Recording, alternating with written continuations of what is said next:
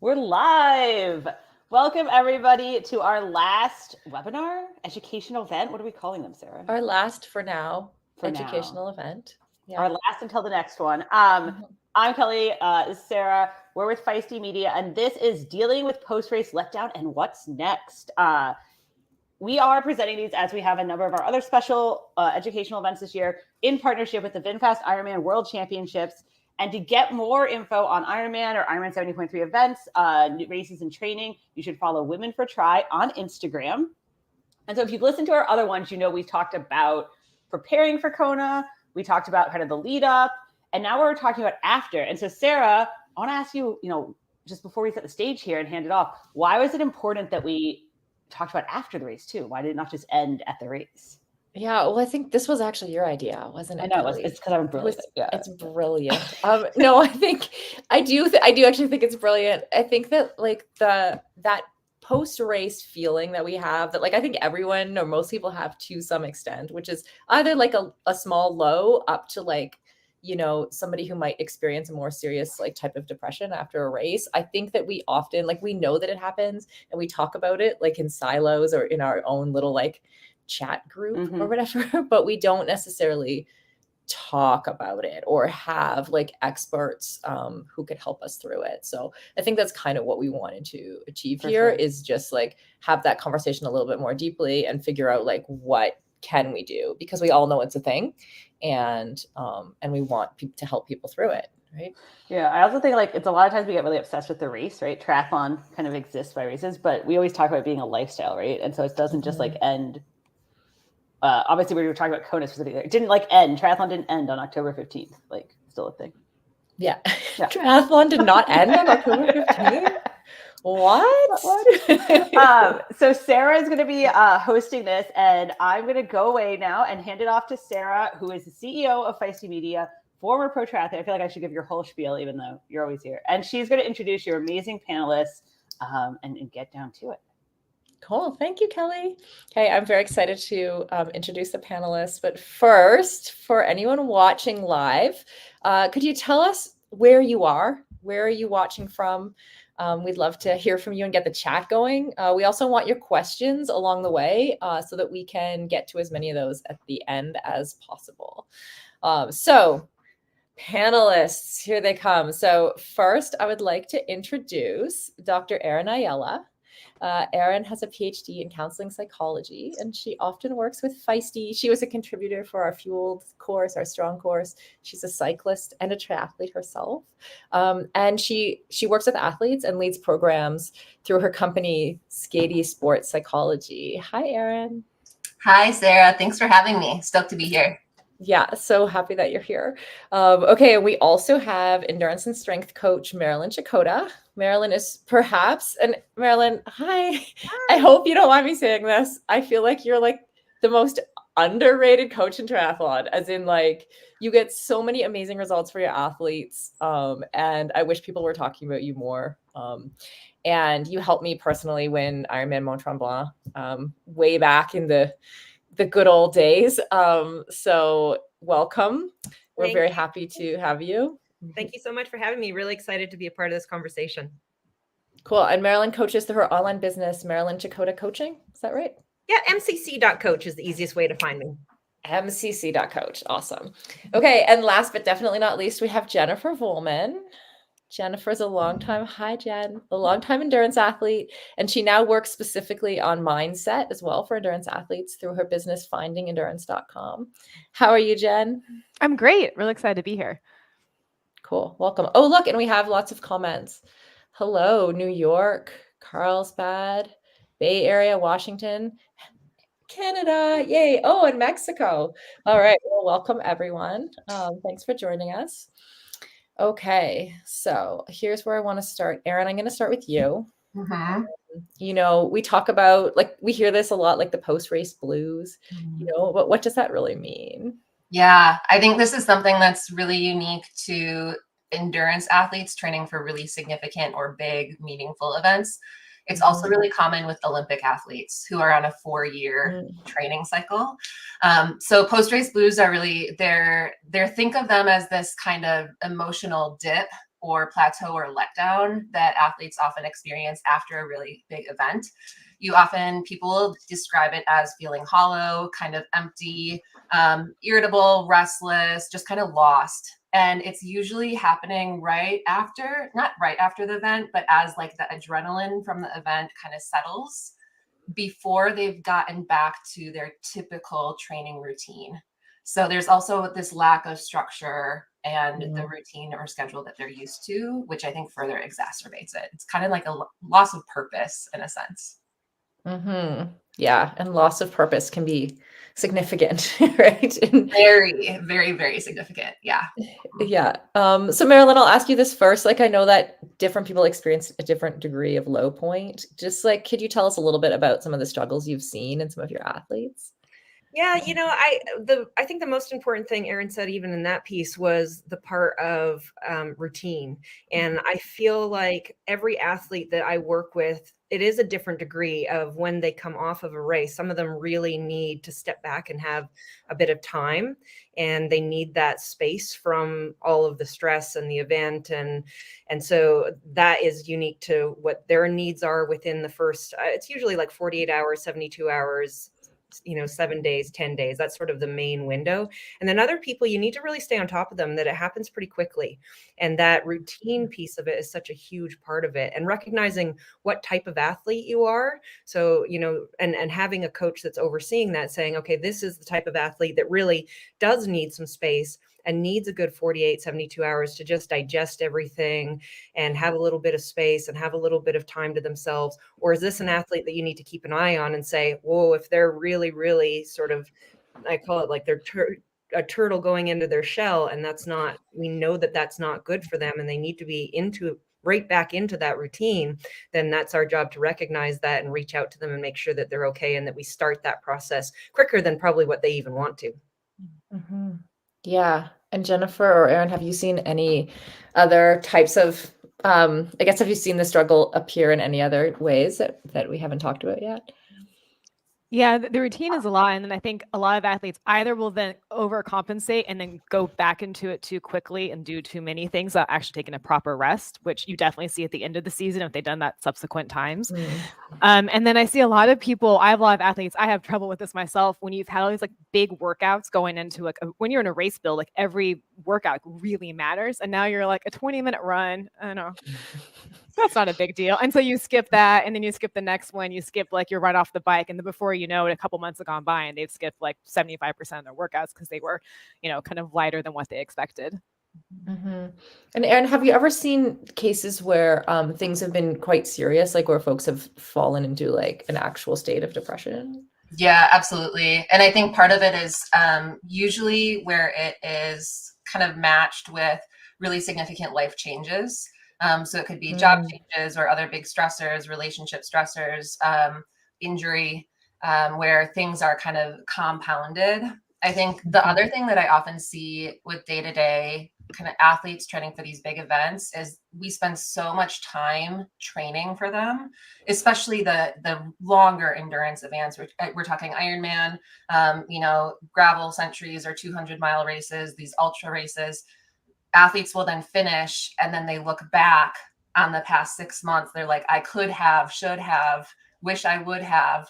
And it's this kind of regret or shame or frustration with how they showed up that specific day, as opposed to a lot of gratitude and appreciation for their body and the work and everything that they poured into it. So I think that's where that kind of emptiness also comes into play, is like, I could have, should have done so much more. Right. And Erin, what is our brain doing? Why does this happen to us? Everything is, it's not just, what do you call it? Well, it is just mental, but there's always like a physical side to this stuff, right? Like there's always chemicals in our brain doing things. And yeah, it is fascinating. I think it's fascinating because I nerd out over this stuff. Long story short, dopamine is one of the neurotransmitters in the brain. And when we are actively taking steps toward really meaningful goals, we are releasing that dopamine. So if you also think of that feeling, I get goosebumps just thinking about it, crossing the Ironman, the finish, the start of the race is just, it's so exhilarating. That's your dopamine kind of working its way through your system. And with a regular exercise routine, we get used to that. And then, so this is why taper is also really difficult for athletes, because the exercise really significantly drops as we're resting and recovering. So we're not getting that same dopamine that we're used to. So it's basically your mood is shifting as a result of the changes in your routine and the exercise. And so do you think, like, should we be trying to get that dopamine hit somewhere else? That's what everyone tries to do. Yeah, they're like, what do I do instead, right? That's where I basically say, like, we've got to ride the waves and the emotions. Like, as athletes, we are setting ourselves up for more highs and lows due to the nature of sport. And so if we're going to ride the highs, we have to accept the lows when they arrive and trust that they will also work their way out of our system. And so then I also say, what have you been neglecting the past 6 or 8 months that you'd like to direct more energy toward? It might be something creative or just like more fun, unstructured workouts, things like that. You know what's funny? I realize this now, like, now that, you know how like cold plunges are like all the rage right now. When I used to taper, I like realized that if I had sometimes if I just turn like the cold on in the shower, during tapering, when I was feeling that low, I could like actually get a mood enhancement, which is very weird. Like, now to see like the science kind of back that up, but it was just like this hack that I just made up. I didn't know it had any real science behind it. I was just like, I feel better if I do this, so I'm going to do it. So sometimes like little things can make a big difference, you know?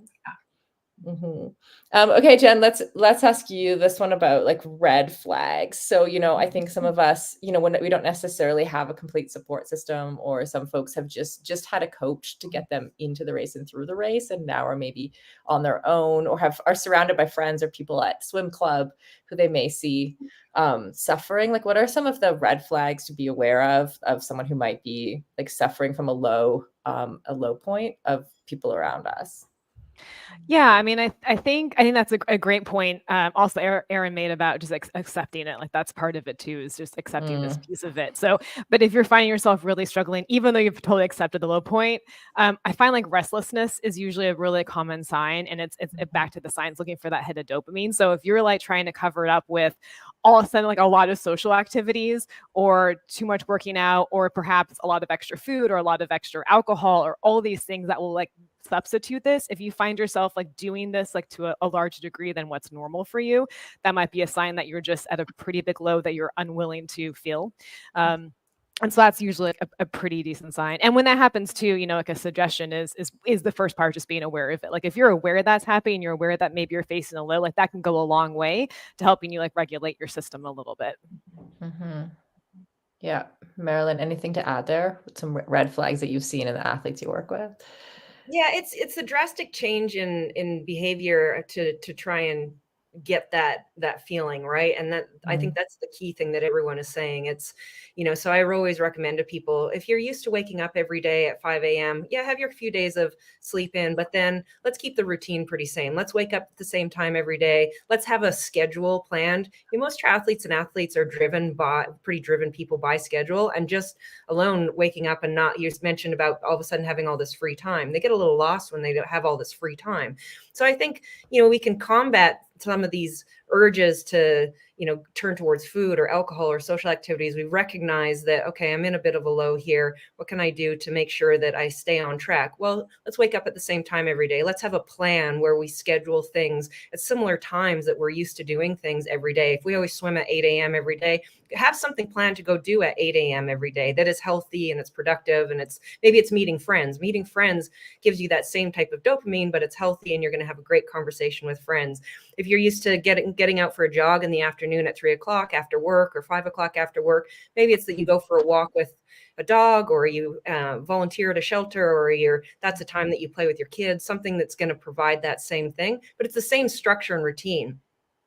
Eating your meals at the same time, going to bed at the same time, or fairly close to after you've had a break. And then before you know it, that 2-3 week window has gone by, and you're starting to get into, okay, we're reevaluating the season. We're starting to set new goals, and we're starting to plan for the next year. You've gotten through that hump, and you're on to the next chapter of getting excited about new goals. So I think just like you had mentioned, be aware of it and accept it. But how can we combat it? Combating it comes from sticking close to those same routines and really planning for that in the days ahead, the week ahead, expressing it to your family and friends and saying, hey, I know I'm not training anymore for this specific event, but it's still going to be important for me to follow somewhat of a schedule. I think that's going to be really helpful for most people in that. Like I say, 48 hours, 78 hours, but mostly then once we get out of that 72 hours, that 5 days, 10 days, 2 weeks, that's when it's really going to be important to add that structure back in. Yeah. And when we talk about adding structure back in, I love your suggestions of like maybe meeting a friend for coffee instead of going to swim club or whatever. But also like how much I remember I used to do things like if I would on a day when I would normally swim 4K, I might swim 2K, so how much, and Marilyn, I'll bounce this back to you. Like how much exercise should we be doing to make sure that we're like recovering enough to get, to stay healthy into the next season too? Yeah, it's really common if you come off of something, let's say as high as the world championships, and whether if you talked about having a poor performance where you come home and you beat yourself down, you feel like you need to get to the grind right away because we're really driven people, or maybe you come off a great performance and you're so excited and so motivated for the next year. Jennifer touched on that people get carried away and they get at it too quickly. So if you don't have a coach monitoring that for you, I just talked about the schedule. You can place in what recovery activities can I go do? And that was mentioned already. Maybe replace it with something else. Instead, go to your swim practice because it's probably social for you and it's non-weight bearing and there's a recovery element. Maybe you throw on the fins, the buoy, the paddle, and you get out early and you go in a couple lanes that are a little bit easier and swim with some new people. And so the friendship is still there. The structure is still there. There's a recovery element there, but you're not pushing yourself in lane 1 to get 5K and leaving on a strict send off and all of those things. And, if you're looking at, okay, well, normally I might run in the afternoon. Well, we know I'm not quite recovered to run. How about going to a spin class, or perhaps maybe even just going to a yoga class or trying something different, but you're still doing a little bit of activity and you're cutting it down to, let's say it's going to be under an hour and the intensity is going to be capped at 60 to 70%. And so the primary is that it's recovery based and that it's social and that it's fun and you feel better afterwards. And so you're always looking at those things in that window as well. Mm-hmm. Yeah, Erin, do you have anything to add to that? Like what else sort of can we do during that time frame to kind of avoid those low feelings?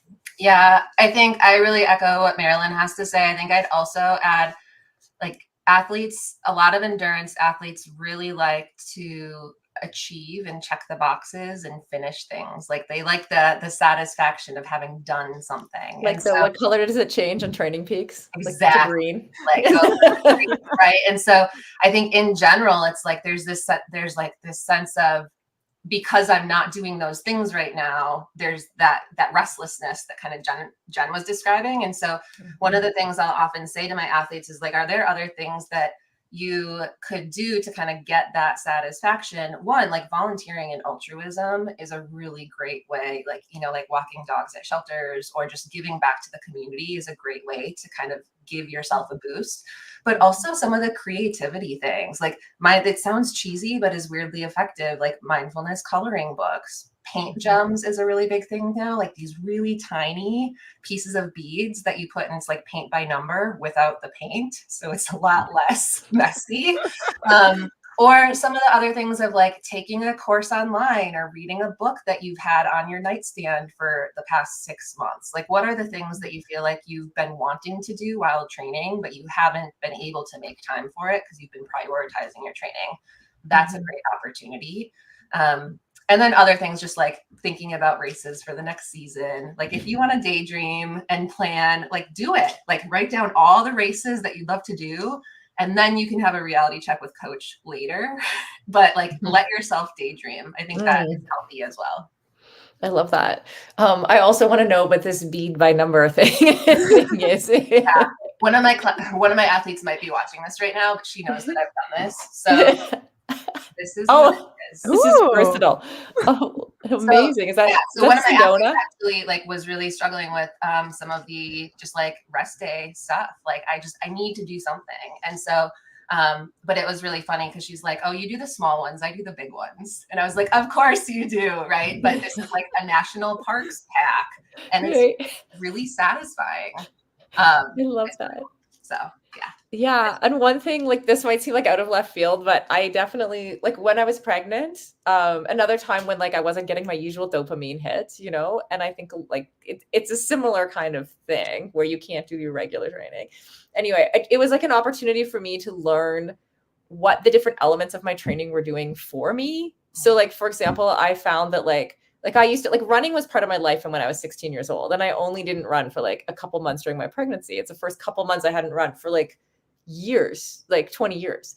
And so I learned though then that like actually walking and being outside was a huge part of what running was doing for me. But I had never separated those things out. And that has now, like, for, you know, that was like 13 years ago. Like, just that learning has been really important, because like, oh, I don't need to go running. I can go outside. And that will give me a little bit of that like joy that I'm looking for. So honestly, Sarah, that was something I was just like right at the tip of my tongue that I was going to say, is that making sure that people get sunshine. And we're endurance athletes who go outside all of the time. And then all of a sudden, if, you know, it's great to take a course and it's great to tackle some of these other, you know, activities that we want to do, but remembering that some of those, if you're not quite getting it, what you need out of that, and you're sitting there going, oh, that probably isn't for me, it is likely that you're a person that it's important to get outside every day. So that I'm really, really glad that I heard you say that. It's actually oh, go ahead. I would say it's actually an activity I give some of my my athletes, is to list out what they love about different pieces of training that they're missing. Like, is it feeling like you did like a really hard effort? Then you can do a short VO2 session on Zwift, or go outside, or go join a group ride and get a VO2 that way, or go outside if you're missing being outside. Because a lot of times we associate cycling with, like you said, with all those different things, or with running, but we don't realize, like, maybe we like to swim because we actually just like to be with our friends, and that's like the most enjoyable part of that. So then you can just replace that without having to do the 5K hard session, or go for the run, or do the long bike ride. Yeah. And Jen, you actually raced in Kona.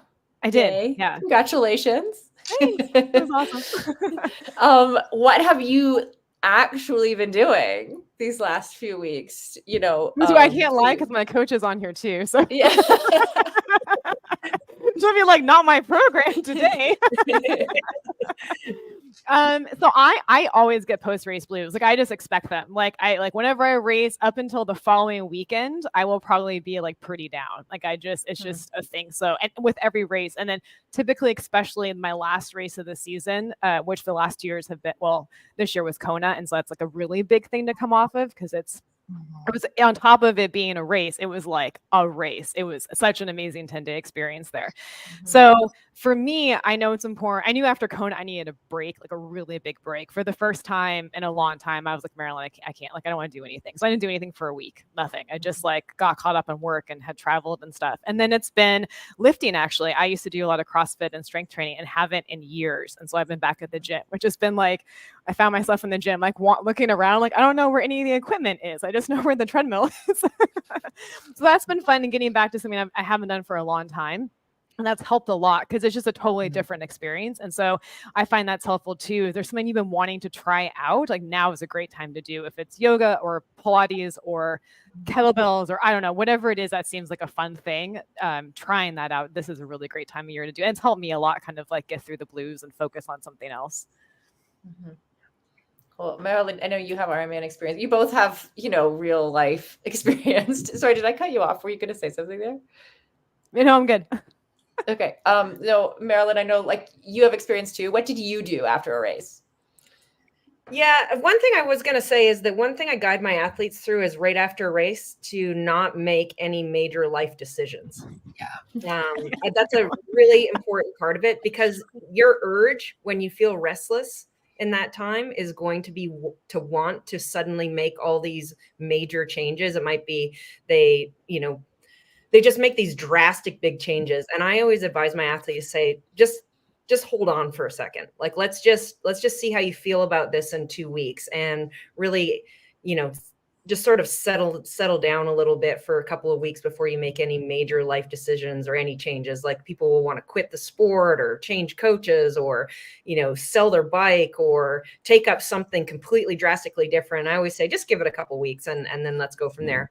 But for your question, what I used to do, honestly, because I raced year round full time for a good 10 years, the breaks weren't terribly long. They were, and I raced, Sarah, you and I raced together. We had our careers together for a long period of time. And, it was, you take a week off, which you were more than happy to do because you trained so hard, and then you really raced to the well. And, you took a week off and you just spent that time, just relaxing and recovering and doing some light activities. And then it really wasn't much more than a week and you got right back to training. So, that's, I think I had probably a little bit of different experience because there wasn't these huge, massive gaps between refocus for the next event. I will say that I've done a lot of work recently with retiring professional athletes. And I went through that when it's actually an end of, we talked, Erin, you said earlier about like Olympic cycles. And so I've done quite a few interviews with, professional basketball player, professional triathletes, there's professional cyclists, all different sports, but it sort of is the same kind of concept that we're talking about today, is where there's this, when there's a massive transition out. So me personally, post-race wasn't so much of an issue for me just because the opportunity wasn't there. However, it did present itself, and I had a very strategic plan post-career because now this was going to be a big, big shift. So probably another conversation another time, but similar type stuff. Well, I'm curious now though, like briefly, like what did that plan look like for you? Like what were those things that I have my own experience with this as well, but like, how did you transition out? Yeah, it was really having exactly the things that we're talking about, having a plan set before that transition happened to continue the same routine and habits. So it's really, and we talk about what that does physically, emotionally, mentally, as far as the chemicals in your body, all of these things. But it's the advice I'm giving is exact same post-race depression, post 4-year cycle of Olympic Games, major events, post-career. But it really comes down, every conversation I've had where there's this huge possibility for it to go into some kind of depression, or maybe there's even things that you don't even know are underlying. And that's a huge topic as far as what athletes go through. And it really is sticking close to routine and habits. And that piece alone, if you focus on that, it's a huge conversation, but that piece is the most important piece. So I went to a completely different sport. So I didn't have the pressure, and I didn't have the expectations, and I didn't have anything that was sort of those noises in your head, but I continued to stick very close to the same patterns, routines, habits, all of those things. And that really transitioned me through that chapter really nicely. And Erin, I'm thinking of like some of the people who perhaps are listening or watching who aren't elite athletes, who don't turn around and boom, a week later, like start training, or who have maybe like promised their partner that they're going to do less now that the World Championships is over, they're going to be doing less triathlon, right? What do you recommend for those people? Yeah, I think the one thing that I'll say that this kind of aligns with what Marilyn was saying too about kind of this big transitions in retirement. One of the things that we know for athletes are going to be more likely to experience like psychological distress, anxiety, depression, other difficulties with emotion regulation, the ups and downs. There's two things that I think of right away. One, their athletic identity. The stronger their athletic identity and the weaker their identity in other areas of their life. Being a parent, being a sibling, being a friend, being an entrepreneur, whatever it is so important for people to feed those parts of their identity while they're still competing, regardless of how serious they are or how competitive or how elite or pro they are as an athlete, because that makes these transitions a lot more manageable. And then I think the other thing to think about is just the more, and this is a very sports psych thing that I spend a lot of time talking about with athletes because it's so prominent, the more we tie our self-worth to the outcome of our competition, the harder it's going to be. So for any athlete, regardless of what level you are, if you're going for a certain time or a PR and you don't reach it and you feel like a failure, that is going to make it much more difficult, because there's always this like bar, this gap that you haven't yet reached. And so that comparison game can be really, really tricky.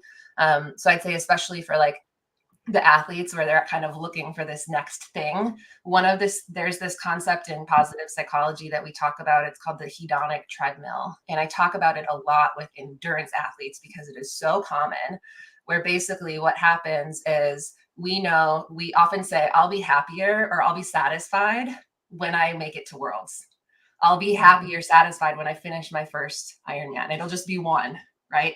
And we get that happiness increases, and then it naturally goes back to baseline. We as humans, like, we just have a natural set point for happiness in general. And so then we look for our next fix. And so then it's like, well, how about this one? Well, maybe I'll just do one more. And that's that hedonic, where it's the treadmill. It's like the hamster on the wheel. We're always looking for our next thing. So that fits really nicely with what Marilyn is saying, is like, don't make any huge decisions. Like, give yourself a moment, because it's easy to get caught up in that cycle. And I've done it. It happens to a lot of us.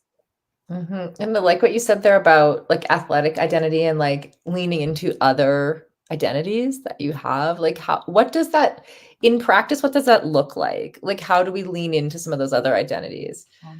Yeah. I often ask athletes, like, before this sport took this much time or this big chunk out of your life, like, how did you spend your time and your energy? And it might be like working with, like, I have an athlete I'm thinking of right away, like AA meetings. She's like, I haven't been to one in a long time. Like, I want to go back. Or thinking of like volunteering, church communities, just like, what are the other communities that you have been unintentionally pulled away from because you spent so much time training and competing? Like, go back. They still want you. Other friends, other family members, and then other fun things, like maybe it's gardening and taking like master gardener's class, or buying more like indoor plants. That's what I like to do, right? So it's trying to kind of feed yourself in those other areas. Right. Yeah. Like for me, that was definitely taking on like entrepreneurship and just redistribute, like taking all of my goals from one area and just put them somewhere else. Right. Yeah. So when I have my next transition, who knows what's going to happen, but, Jennifer, we have a comment from Mary Lou. Thank you for your comment. And if other people, just to decide, if other folks have questions, definitely throw them in the comments, whether you're watching on YouTube or on Facebook, because I will make sure we ask the panelists your questions. And she's saying that she's ready to get back after Ironman California, but her significant other really struggles with a time commitment to training. What would you say to the, and I think this is, I mean, I brought up that example before, like, I think this is super common. How do you coach those people? Yeah, I mean, I think it starts with really being really clear in your goals and priorities and what that looks like, and then like working backwards into that. So, you know, you just did Ironman California, likely not going to do another race for like a while. So one suggestion is like, you know, definitely taking that time off, having a really good conversation with your partner. Like, what is it they don't like about the training? Is it too much time? Because it's really fresh for them too. Like, they maybe need 2 weeks to like of a downtime. You know, they need like a break from training too, and then to reassess it. But if this is something that's really important to you, then get really clear. Is it just finishing Ironman? Is it being really competitive? Is it improving? Like, what is it about it that you want? And then what is it going to really take? And maybe that's working with a coach. Like, what are the pieces really going to take? And then having that conversation with your partner so that they feel a part of it as well. And they feel like on your team. Like, I find that if your partner can feel like they're a part of your team and your experience, like that is something that goes for a long distance. And it's so much better to do that now in off season than like 4 weeks before a race when you're like head out the door for another like 8-hour ride. You know, like, you want to do all this work ahead of time so everybody feels like they're really on board at the same time, including yourself. That's great advice. And anyone else? Yeah, I think like when it comes to any relationship, it's communication, right? How many athletes I work with that I actually have to say to them exactly the piece that Jennifer's talking about. Have you talked to everybody involved about what it is that this really entails? So if you're taking on an Ironman, does does everybody know exactly what that means? Not just, hey, I entered an Ironman. And then, surprise, I'm going to be gone 20 hours a week and at work all week and exhausted when I'm around. So it's like having those conversations ahead of time. And it is oftentimes if you have a spouse that's not in the sport, or maybe you haven't expressed to them exactly how important this is to you, they're just sitting there waiting for this to be over.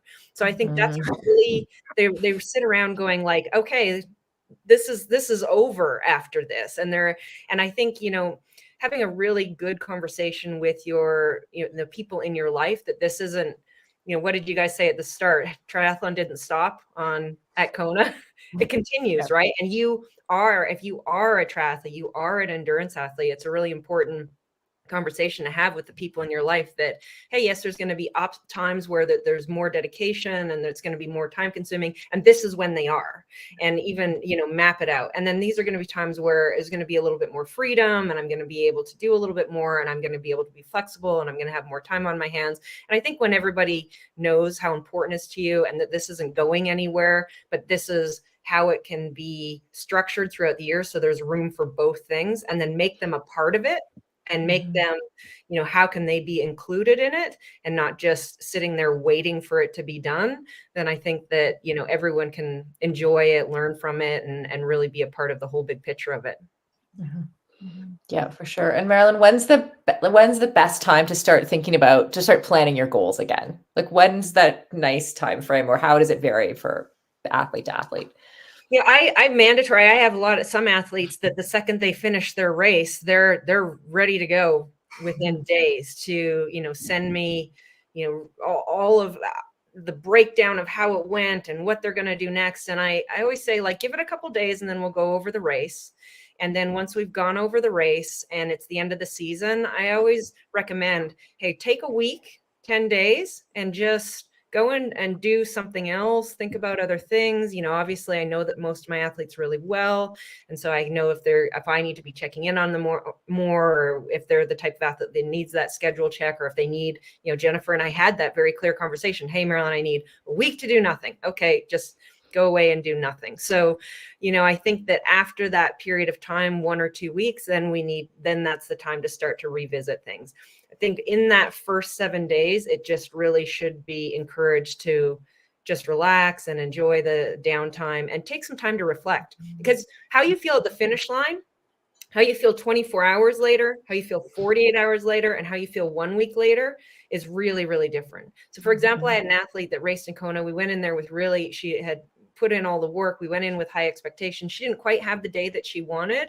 And I knew that she needed a little space, and how she felt immediately at the finish line, by the time we had our conversation about the race, was a full 10 days later. And it needed that amount of breathing room for her to really reflect on everything and see things differently, and understand that even though some things that day didn't go the way they wanted, she went from being incredibly unhappy with herself to really realizing how good a job she had done all year, the improvements she made, and how well the race actually went, just maybe we didn't quite hit the targets that we had set out to that day. So it changes, right?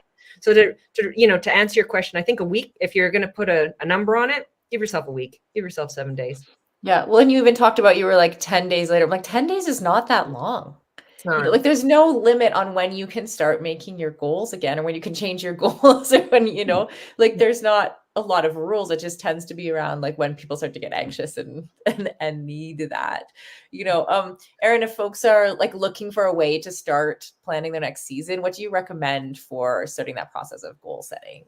Yeah, I think the one thing I'll really stress is that I don't want to say the best athletes, the most successful or the most fulfilled, whatever we want to kind of define, the happiest or most satisfied athletes are going to be the ones who are willing to adjust and pivot their goals as needed. So they're consistently revisiting them. And so I think when it comes to like that goal setting process, it's asking yourself, I always go back to kind of your moral compass and your value system. Like, what am I getting out of this? And then who do I want to be as an athlete? How do I want other people to describe me? How do I want my coach to describe me? How do I want my partner, my family, or friends, or loved ones? What do I want them to say about me? And then what races fit with that? Like, values and goals have to align, because if they are butting heads, like, you are not going to be a happy athlete. Because you're going to feel like you're always letting someone down or letting yourself down, or you're not going to be fully satisfied because this goal that you're working toward isn't really truly allowing you to be the athlete you want to be. You might feel stifled, frustrated, something doesn't fit right. So I say, do the work by first setting your values. What do I want to go for this year? What do I want to lean into? And then the goals can follow. And then you ask yourself, okay, if I really lean into, persistence or consistency with training or mental toughness, what is that going to look like for me on the race course, on the trainer, in the pool at 5 a.m.? And then am I able and willing to do that? I love that. That's because at first I was like, what does she mean values relating to goals? Yeah, it's like I value kindness. So how do I turn that into a triathlon goal? Right. So like one really good example is like, let's say family is one of your values. Ironman is we know it takes a lot out of you. And so what can you still, if you really want to go for Ironman, great. How are you going to still prioritize this value of family? What is that going to look like? And it might be bringing kids with you for some of the run or the ride, even though it's not matching your numbers or your splits that you're supposed to hit. It might mean like compromising and having a date night once a week with your spouse. But you've got to kind of build that into your goal setting. Otherwise, you're just going to feel like you're letting your family down for those 8 or 9 months. And then you're going to feel frustrated with yourself. And then it's like that they might feel resentful and then no one's happy. So I always say, who do you want to be as an athlete? And then build the goals around that. Right. And Jennifer, is that how you set your goals? Like, do you think about your values? And I know that you said you have a daughter. Yeah. How do you align those things in your life? Yeah, I also like to think about like, how do I want to feel throughout the year? So a lot of, if you think of how we take action, it's from our feelings, and then that creates our results. So it's supposed to just be in focus on like a goal or a time or this, like, how do I want to feel at the end of the season? How do I want to feel with each race? And then where's that going to get me? And I actually do that like year after year, because as we know with endurance sports, you kind of build season after season. So I like to build to that piece of it as well. So I add that feeling piece in, like, how do I want to feel after this race, building to it, what do I want that experience to be like, how do I want to show up for race day, all the way across the board.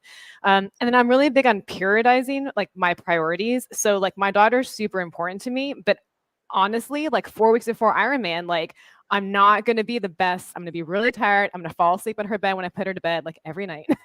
We're going to have like not the best food. Like there are things I'm going to do. But now that my race is over, we did the trunk or treat and like the pumpkin farm, and I have been everything. I volunteer like 4 times in our classroom. Like I am super present, because I know when before a race, I just can't be, because I'm going to prioritize my race experience over volunteering in the classroom.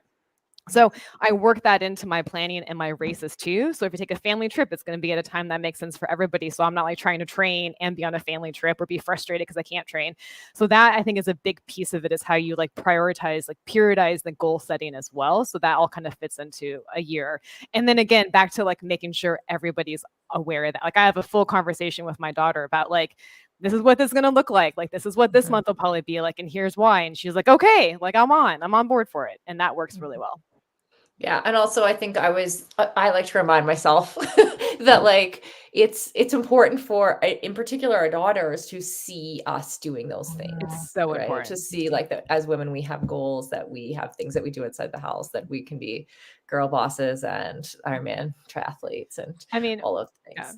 Yeah. My mom was a stay-at-home mom, and I never like really understood that. And so I've had to do a lot of like self-work and being like, it's okay if I leave the house and she stays with her other parent, totally fine to have time with her dad. I can go ride a bike. I'm not a bad mom. But that comes up a lot. And so it's a lot of like self-work and understanding that. So when you set your goals and those thoughts come up, like if I race 4 times, I'm a bad mom, or what does that mean for a family? Like really evaluate, where is that coming from? Is that a thought you really want to keep? Like, is that really a belief you want to have? Or can you reformat how you think about your racing as an athlete and as a mom, and other benefits you're providing to your kids? Like, you know, my daughter got to see me at the all women's race, the World Championship. And that honestly has changed the view of herself, maybe for her life. I mean, it was really that powerful. And she got to do that because I prioritize at some points in my life racing, so that I can get to that race and she can be a part of it.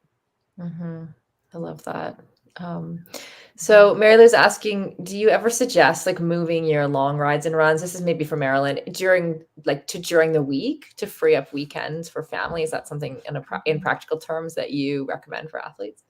Oh yeah. I mean, a training schedule's got to work with someone's life, right? So everybody's life, it looks a little bit different. And if it works better for them to do their long ride on Wednesday than it does on Saturday, then that's our job as a coach to program that accordingly. There's going to be some people travel a lot for work, or they have other things in their life that there's all kinds of moving parts, and you've got to be able to program around it, that you get them ready for their event. And so yes, absolutely. I mean, there's all different kinds of way to prepare someone to do well in a race, and then, help them successfully come off of a race season or a major event and feel really good about themselves, and, reevaluate, set new goals, all those kinds of things. And, when you work with someone as a coach, you're not just giving them a plan and say, do this. You say, what does your life look like?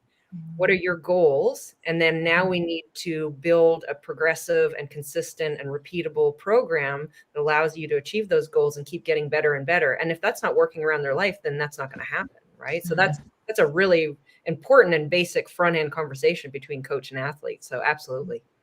Yeah. Yeah. Really and I think that's where coaches are so helpful, like Jen and Marilyn, with like setting goals. They need to be realistic. And so talk to your coach about, be like, okay, this is what I'm dreaming about. And then coach can check you and being like, okay, let's look at your training volume this past season. How was it for you? Was it manageable? I noticed A, B, and C. If you want to pursue this is likely what we'd be looking at. Is that something that you have room for? And then that's where you have to do some soul searching. Like, what am I willing to kind of compromise on? What am I willing to move and shift in my life for this season in order to meet these goals or to go toward them? Or do I want to like focus on something else, another part of my identity, and then shift the goal to make it more reasonable or manageable given those expectations or other responsibilities that I've set for myself, right? Yeah. Okay, before we go, if anyone has a question, please ask it now. But I do want to ask this because I think I'll ask you to start, Erin, but others can jump in. Like, I know that for some folks, that post-race moment can lead to a more serious depression. So if we do have people listening who are struggling to, like, they've heard the advice, but they're struggling to pull themselves out, what do you suggest for those people? Yeah, I think the first thing is like assuming that they're doubling down on all of the basics: sleep, nutrition, rest, vitamin D, like movement, whatever that looks like, social support. Like, make sure that you've got those bases covered. And then if the symptoms really do continue, especially more than like 2 weeks, that's when we're looking at something more serious, and look at how it's affecting like your functioning in other areas of life. Is it affecting your relationships, your work, other components of like your relationship with your coach? Are you going silent, going rogue, and no longer commenting on things, right? That's when there's probably something else going on. I always say, if you can, try to find a like mental performance sport person who is also a licensed clinician, because they can help you unpack. It very much overlaps. I'm happy to provide resources. The one that I would say that's easy to Google is the U.S. Olympic and Paralympic Committee has a mental health registry. And it's basically a huge database. You can see all the states, whether or not providers take insurance, contact information, everything. So just search USOPC Mental Health Registry, and you can trust that everyone on that list has been vetted and is licensed as a mental health professional and sport. And so they're either a sports psychologist or comparable, given their license. And so that's always kind of the best step. Also, talk to your coach if you're able to have that relationship with them and that conversation with them, because they can also provide you with some resources and kind of put you in contact with folks.